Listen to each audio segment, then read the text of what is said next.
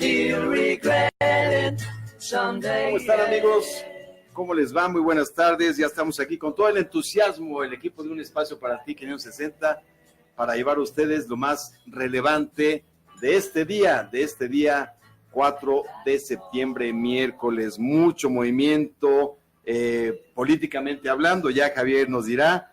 Y bueno, también tenemos temas de negocio, por supuesto. Así que quédese con nosotros los próximos 60 minutos.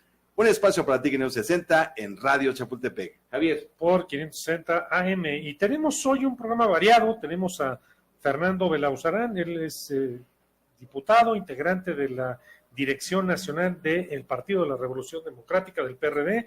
Vamos a platicar con él de qué va a pasar con el PRD y con Futuro 21. En fin, nos va a decir qué va a pasar en las próximas elecciones. Viene también Miguel Bárcena, periodista, con un tema de medio ambiente, la política de López Obrador con respecto al medio ambiente en este país. Y tenemos a la doctora Raquel Schlosser, directora del Instituto de Estudios Trans, que viene a hablarnos de la violencia de género y sus consecuencias a largo plazo. Hola, Javier Crispín, programa interesante el de hoy. Empezamos con la actualidad. Les comento que la aplanadora de Morena está al máximo. Diputados de dicho movimiento y sus partidos aliados, como son el PES y el Partido del Trabajo, aprobaron en lo general ampliar a 18 meses la permanencia en la mesa directiva de la bancada con mayoría absoluta. El resto, o sea, la oposición, estará solo 6 meses.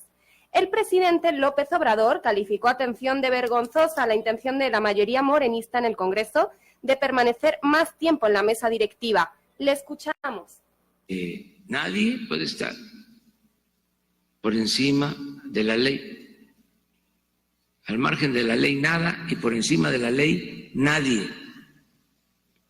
Entonces yo celebro, aunque corresponde a otro poder, el que se haya resuelto respetar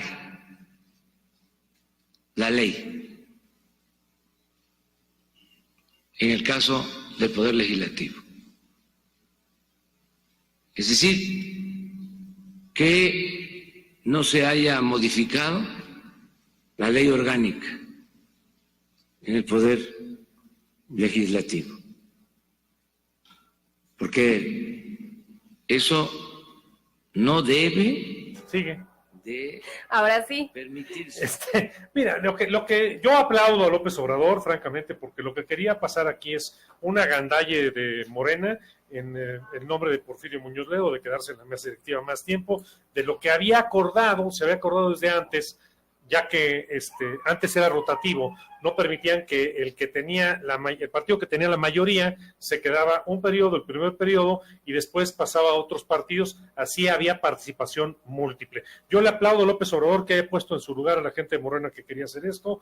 Muñoz Ledo pues ya renunció a eso, va a pasar a presidir el estudios legislativos de la Cámara de Diputados. En fin, ahí queda, y lo único que no quieren los de Morena es que sea la diputada Rojas, porque ya se embroncaron con ella. Entonces, que sea un panista está bien, pero no cualquier panista. Van a escoger un panista que no se haya embroncado con Morena, y a mí me parece perfectamente correcto, y le aplaudo a López Obrador su intervención. En la misma conferencia de esta mañana en Palacio Nacional, un reportero le preguntó a López Obrador que si eso mismo haría con respecto al tema de Baja California, la ley Bonilla, que si también se pronunciaría en contra de que se le otorgue una ampliación en su periodo de gobierno.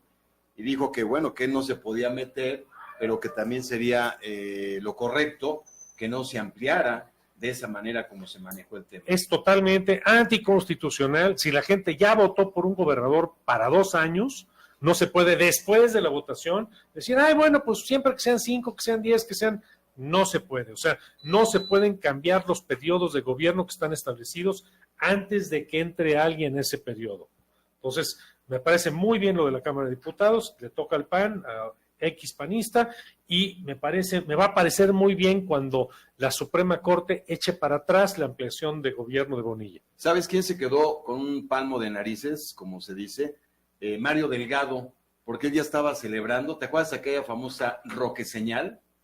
Hace algunos años. ¿Algo parecido hizo? Pues imagínatelo así.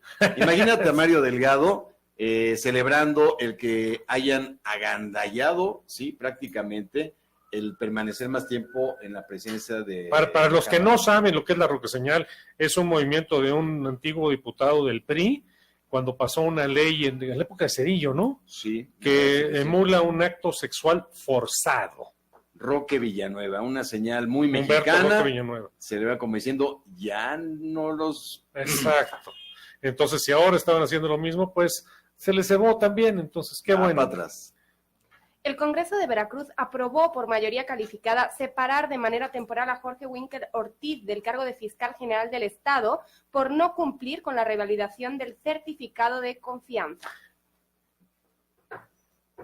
Mira, yo conozco a la persona que se queda en lugar de Winkler, y Winkler es, la verdad, que era el fiscal a modo de Yunes. Yunes hizo un gobierno terrible, se dedicó simplemente a perseguir a diestra y siniestra, a culpables inocentes. Por supuesto que tenía que meter el bote a Duarte y a muchos más, pero a eso se dedicó y también hizo lo mismo, también continuó con el saqueo del Estado y deja un fiscal a modo, que es este señor Winkler, el cual pues se aferraba al poder para poder cuidar los intereses de su amo, que ya no era gobernador, pero quiere que su hijo vuelva a contender y vuelva a ser gobernador, continuando con la dinastía Yunes. Y esta señora Verónica Hernández Guiadas yo la conozco personalmente y es una excelente persona. Ella trabajaba en el jurídico de la Secretaría de Gobierno del Estado de Veracruz recientemente, y anteriormente era notario de la zona de los Tuxtlas de Veracruz, de Santiago Tuxtla. Entonces, la verdad que Veracruz, por ese lado, queda en buenas manos.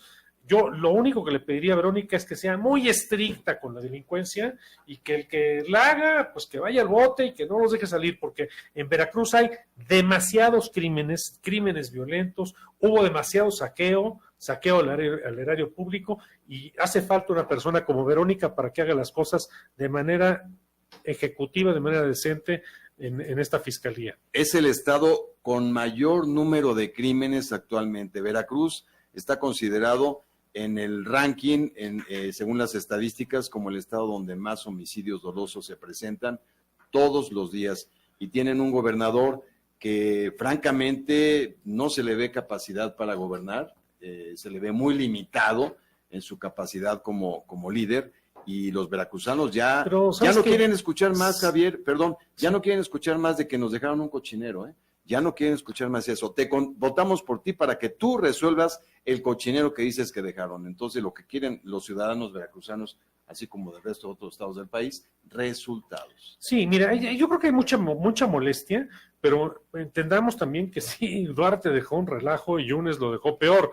Y esa es la ruta, mira, en cuanto a la violencia, esa es la ruta de Veracruz, es la ruta directa hacia el norte del narcotráfico. Entonces, tienes que ser realmente muy eficiente, muy duro, muy prudente para poder evitar eso. Yo creo que el hecho de que se vaya Winkler, que tenía toda la cola que le pisaran, la de Miguel Ángel Yunes, y que llegue una persona que yo considero decente, porque tuve una plática con ella y me explicó cómo llegó a la parte jurídica de la Secretaría de Gobierno de Veracruz, cuál era su situación, su posición, su sueldo, lo que dejó atrás en su notaría, y el entusiasmo que se le ve.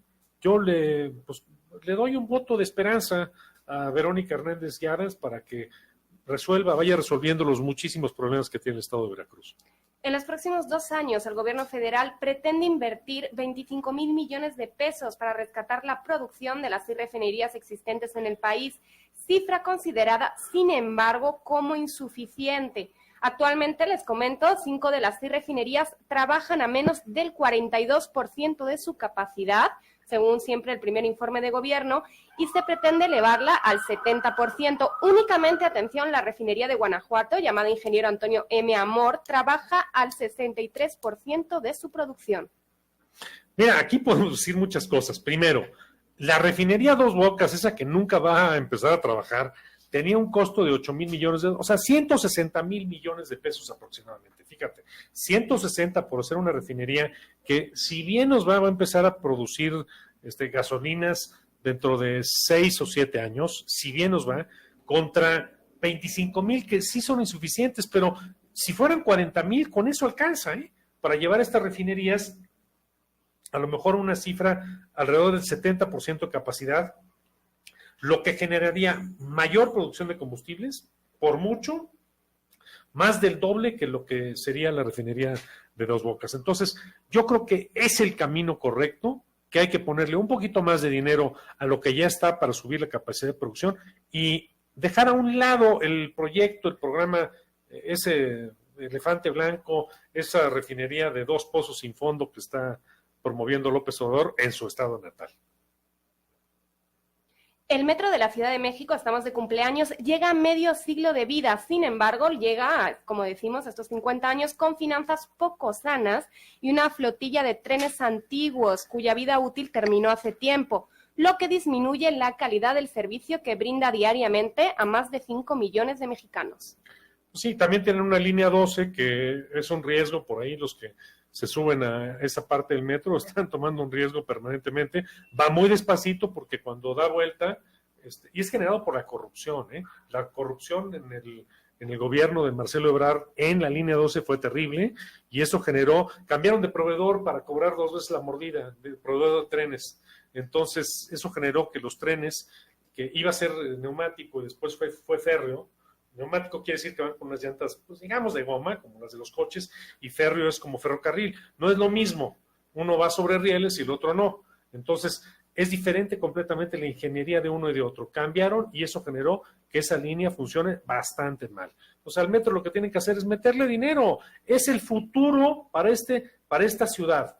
Nosotros tendríamos que tener el doble o el triple de líneas de metro que funcionen y que funcionen bien. Y eso haría menos contaminación, menos tráfico, en fin, una ciudad que debe ser de primera y hoy es de segunda. La jefa de gobierno esta mañana, al precisamente encabezar la ceremonia de este 50 aniversario del sistema de transporte colectivo Metro, anunció una inversión de más o menos 45,000 millones de pesos para modernizar, para reparar, porque de verdad hay muchos trenes ya, muchos vagones que están ya en muy malas condiciones, el sistema de aire acondicionado, en fin, mueve a casi 6 millones de usuarios todos los días. Entonces, es un sistema de transporte que no se puede abandonar, se tiene que sacar adelante para beneficio de quienes lo utilizamos. Dice ella también que tiene 25,000 millones de pesos ya ahorrados a junio, independientemente del gobierno federal. Yo lo que haría con ese dinero es el internet inalámbrico gratuito para todos los ciudadanos del DF y más líneas de metro.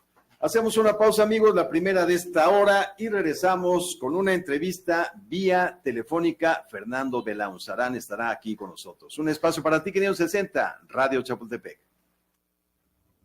Hacemos una breve pausa y regresamos. Esto es